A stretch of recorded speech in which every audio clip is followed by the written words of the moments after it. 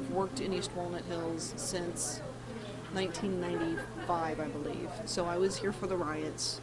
I was in the middle of all of that, driving home in the middle of having hundreds of people at the corner of Gilbert and McMillan. And I can say that the one thing since the riots that has greatly disappointed me is our increase on crime.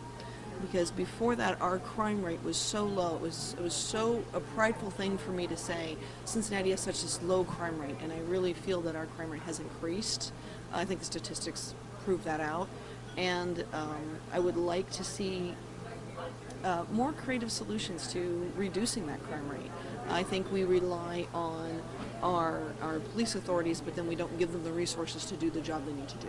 Let's cut the police force, let's cut the fire department, let's cut these things. Let's not give them the training they need to deal with situations. And let's face it, they're in high-stress situations most of the time, and they need constant training to remain sensitive to those. I think that would be true for any kind of emergency worker, that after a time you become numb to what you're dealing with, and then tragedies happen. And even if it's one tragedy, if that one tragedy is your family member, it changes everything, and one's too many. I wish that we could see a changing in priorities or a more focused leadership. Right now I feel our leadership is very spread out, and they're not moving forward on anything. We're just kind of stagnant. And I think this is a fabulous location in the country. I think we have an enormous amount to offer. It's one of the most, I work in the arts, it's one of the most vibrant artistic communities. I believe Pendleton is the largest artist community under one roof in the world. I mean, we have a lot of things to offer in Cincinnati, and I think being able to, I agree completely with Anita, to develop friendships interracially and cross and divide those barriers, you need to make a conscious effort and say, I'm going to do this. And it's work, but any relationship is work. And I think Cincinnati's relationship with its populace is also work.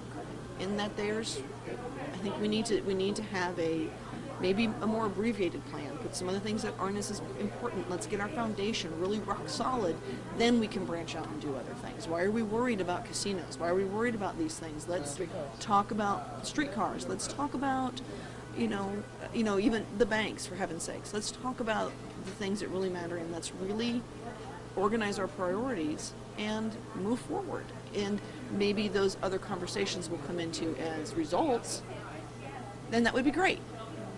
But I really feel that there's been a stagnation, in particular with what's happening with our crime and our leadership.